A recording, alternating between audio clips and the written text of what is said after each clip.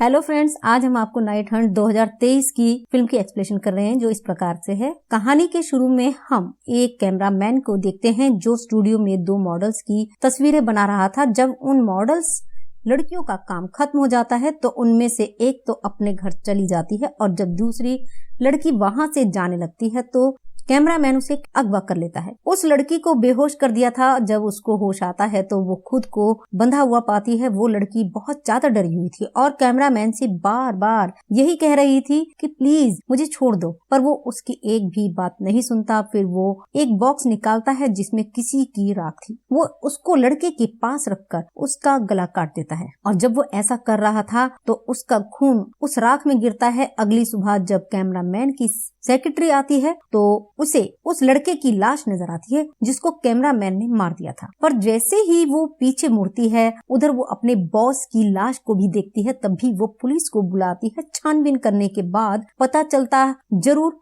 उस लड़की को तो कैमरामैन ने मारा है, पर अभी ये राज ही था कि उस कैमरामैन को किसने मारा। जब वो उस कैमरामैन के गले को देखते हैं तो उस पर किसी के काटने के निशान थे। उसकी लाश को देखकर ऐसा लग रहा था कि जैसे ही उसका मांस किसी ने खा लिया हो। इसके बाद हम कहानी में दो न्यूज रिपोर्टर्स लड़कियों को देखते हैं जो काबिल तो बहुत थी पर उनका कोई भी यकीन नहीं करता था। वो जब दोनों अपने ऑफिस में जाते हैं तो उनका बॉस उनसे कहता है कि इस केस के बारे में पता करें कि आखिर उस कैमरामैन की मौत कैसे हुई, उसे इतनी बेदर्दी से किसने मारा। अब वो दोनों एक लैब की लड़की से मिलते हैं। वो उसको होटल में खाना खिलाती है और इस केस के बारे में पूछती है। वो लड़के उन दोनों रिपोर्टर्स को बताती है कि उस कैमरामैन ने तो लड़की को मारा है। हमें उसके घर से कुछ मोमबत्तियां मिली। उन्हें देखकर ऐसा लग रहा था कि जैसे वहाँ पर कोई रिचुअल, कोई जादू हुआ हो। कैमरामैन की गर्दन पर किसी के दांतों के निशान थे कि जैसे किसी ने उसके गले को चबा कर खाया हो। ये दोनों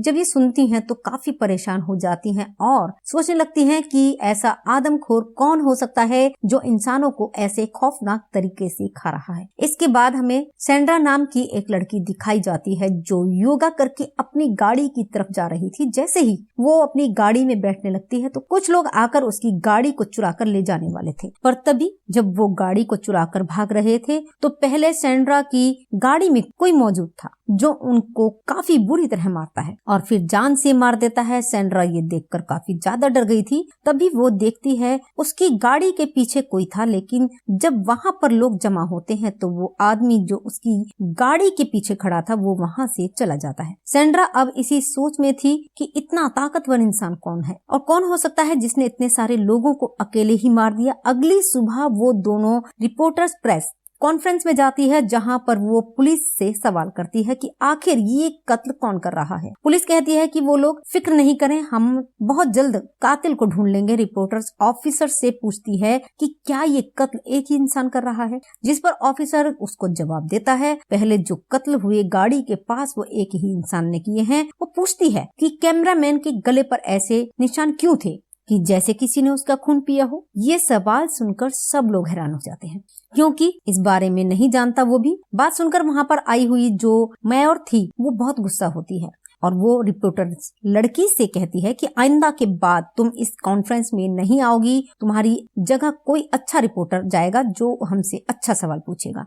और वो ये बात इनके बॉस को भी बता देती है, जिस पर इसका बॉस उन्हें बहुत डांटता है। बॉस को भी उनकी बातों पर यकीन नहीं था। वो पूछते हैं कि आखिर तुम्ही को खबरें देता कौन है। वो कहती है हमारे खास लोग जो पुलिस में हैं। जब ये दोनों अपने घर पर थीं तो ये सोचती हैं कि क्यों ना हम अपने अकाउंट पर कुछ पोस्ट करें, इन सब कत्लों के बारे में क्या पता हमें कुछ पता चल जाए। तभी इन्हें लैब में काम करने वाली लड़की का फोन आता है। वो उन्हें बताती है जिन 3 लोगों का हमने डीएनए टेस्ट किया है वो एक आदमी है जो सबको मार रहा है, पर जो उस मॉडल लड़के की मौत हुई वो तो कैमरामैन ने ही की थी। अब ये दोनों इन सब बातों का पता करने कैमरामैन के ऑफिस में जाती हैं, पर सबसे पहले कत्ल हुआ था जब ये वहाँ पर जाती हैं तो वहाँ पर इन्हें इनबॉक्स मिलता है। ये वो ही था जो हमने कहानी के शुरू में कैमरामैन के हाथ में देखा था, पर अब उस बॉक्स में राख नहीं थी। छानबीन करने पर उन्हें जादू का सामान भी मिलता है जिसे देख इन्हें पता चलता है कि यहाँ पर जरूर किसी ने जादू किया होगा। वो दोनों सब चीजें देखकर सोचती हैं कि जरूर वो कैमरामैन किसी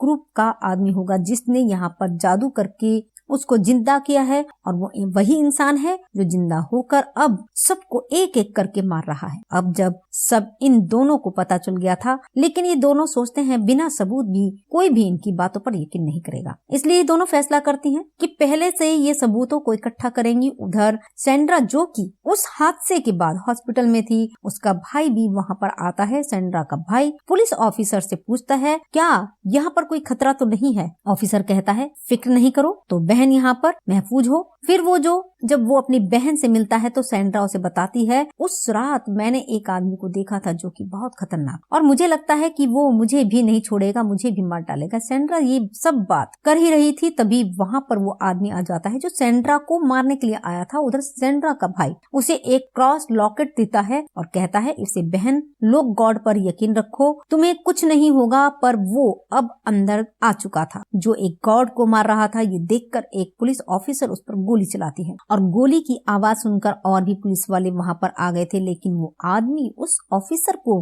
मारकर उसका खून पीने लगा था। इसके बाद वो सैंड्रा के पास जाता है उसे मारने के लिए, तभी वो उसके गले में जब क्रॉस वाला लॉकेट फेंकता है तो डर जाता है और भागने लगता है। ऑफिसर भी वहाँ पर आ गया था जो सैंड्रा को बचाकर उसे घर भेज देते हैं और यहाँ पर वो हमें पता चलता है कि वो आदमी कोई इंसान नहीं था, वो एक था जो सिर्फ रात को बाहर निकलता था। और ये यहाँ पर आया कैसे, ये हमें कहानी में जाकर पता चलेगा। इसके बाद हमें एक लड़की दिखाई जाती है जो अपने काम से वापस घर जा रही थी। जब वो लड़की गाड़ी में बैठती है तो पीछे से आकर उसके गले को पकड़ लेता है, उसे मारकर उसका खून पीने लगता है। अगली सुबह दोनों रिपोर्टर्स, उनका बॉस कहता है उनसे, मैंने आज नया शो शुरू किया है जिसमें लोग हमें अपनी राय देंगे कातिल कौन है, और उनको इस केस पर बहुत से मैसेज भी आना शुरू हो जाते हैं जिसमें लोगों ने उन्हें अपने अपने ख्यालात बताए थे, ऐसा क्यों था और इसके पीछे राज क्या था। वो दोनों रिपोर्टर लड़कियां कुछ लोगों के नामों को चुन लेती हैं और उनसे बात करने की भी कोशिश करती हैं। उधर सैंड्रा का भाई भी उसे अपने घर लाया था। वो बताता है कि यहाँ पर कैमरे लगे हुए हैं, तुम फिक्र नहीं करो, तुम्हारी जान को खतरा नहीं होगा। कभी सैंड्रा रिपोर्टर की वीडियो देखती है जिसमें कह रही थी कि इस केस के बारे में कोई भी अगर कुछ भी जानता है तो हमें जरूर प्लीज बताएं। सैंड्रा अपने भाई से कहती है कि मैं भी उनसे बात करना चाहती हूँ। उधर ऑफिस में दोनों रिपोर्टर लड़कियों से अब एक लेडी बात करती है और वो कहती है कि मैंने आप लोगों की खबर को पढ़ा जिसमें आपने एक कैमरामैन का जिक्र किया था।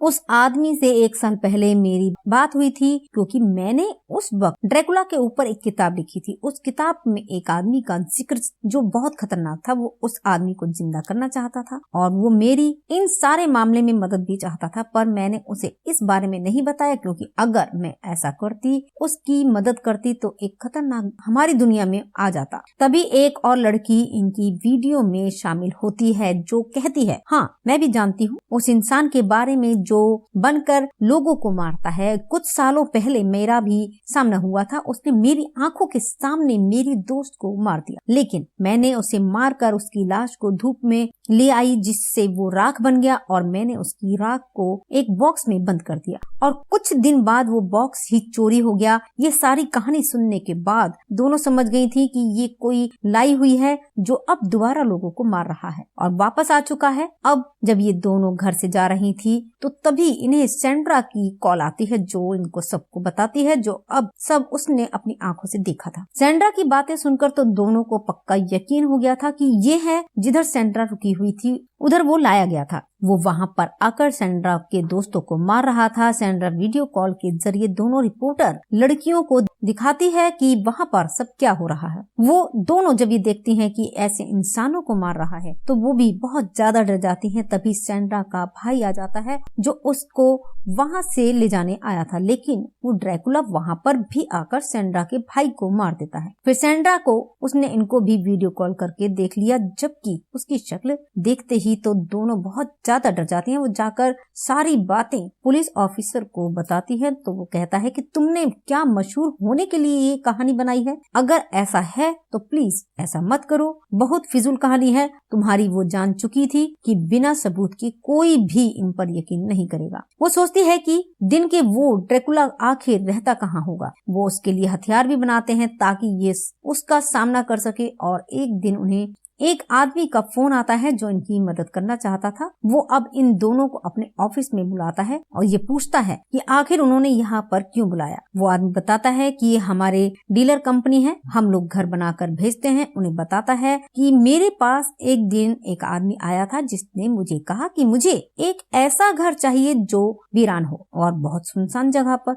वहाँ पर कोई आता जाता ना हो। मैंने उसे वो घर दे दिया था। वो दोनों सुनकर कहती हैं कि आखिर ये सब बातें अब हमें क्यों बता रही हैं। वो आदमी कहता है कि हो सकता है जिसकी तलाश तुम कर रही हो वो वहीं पर हो। वो उन दोनों को वहीं की चाबियां भी दे देता है। दोनों अब वहाँ पर जाने का फैसला करते हैं। जब ये दोनों वहाँ पर जाते हैं तो वो बिल्डिंग वहाँ सुनसान जगह पर थी। वहाँ पर सबूतों को इकट्ठा करने लगती हैं और उन्हें वहाँ पर कोई नहीं मिला था, इसलिए अब ये दोनों वापस आ रही थी। लेकिन तभी उनकी नजर एक अखबार पर पड़ती है जो 2 हफ्ते पहले का था। उसे देखकर वो सोचते हैं कि अगर यहाँ पर कोई नहीं रहता तो ये अखबार यहाँ पर कैसे आया। उधर ही वो एक लड़के की लाश को देखते हैं। उधर ही वो भी था जो उसका पांव पकड़ लेता है और इन पर हमला कर देता है। ये दोनों जब यहाँ से भागने की कोशिश करते हैं तो इनको पकड़ लिया था और बहुत मारता है, उनका खून पीने की भी कोशिश करता है। लेकिन वो दोनों भी हार नहीं मानती, उस पर हमला करती हैं। एक रिपोर्टर को तो बहुत मारता है और उसे बेहोश भी कर देता है और दूसरे रिपोर्टर का खून पीने के लिए उसकी तरफ बढ़ रहा था, पर वो भागकर सूरज की रोशनी में आ गई थी। इसके बाद दोबारा से उसकी तरफ जाता है जो बेहोश थी। अब उस लड़की को भी होश आ गया था और वो एक लकड़ी उठाकर उसको मार देती है जिससे वो बेहोश हो गया और दोनों खींचकर उसे सूरज की रोशनी में ले आई थी जिससे वो दोबारा राख में बदल गया था। इसके बाद हम कुछ दिन बाद की कहानी को देखते हैं। दोनों रिपोर्टर्स बहुत ज्यादा जख्मी थी। कोई भी उनकी बातों पर यकीन नहीं कर रहा था कि उन्होंने एक ड्रैकुला को मार दिया है। इसलिए ये दोनों अभी फैसला करते हैं कि ये दोनों प्रेस को छोड़ देंगी और शादी करके कहीं दूर रहने लगती हैं। कहानी के आखिर में हम एक छोटी बच्ची को देखते हैं जो एक लेडी को ड्रैकुला की राख एक जाल में दे रही है। हम देखते हैं उसके नाखून बहुत बड़े थे जैसे कि वो भी हो, तो जैसे उस कैमरामैन ने इस राख के अंदर लड़के का खून डालकर इसे जिंदा किया। मगर ने निकलते ही उसको भी मार दिया। फिर दोनों रिपोर्टर्स ने अपनी बहादुरी से उसको मारा, मगर उसकी राख जब तक इस दुनिया में रहेगी तो कोई ना कोई इंसान उसे अपने फायदे के लिए लड़की का खून उसमें डालकर इसे जिंदा करेगा और ये फिर दुनिया में तबाही फैलाने के लिए आएगा। और इसी के साथ ये मूवी समाप्त होती है। हम फिर मिलेंगे आपसे अगली वीडियो में, तब तक के लिए नमस्कार, धन्यवाद।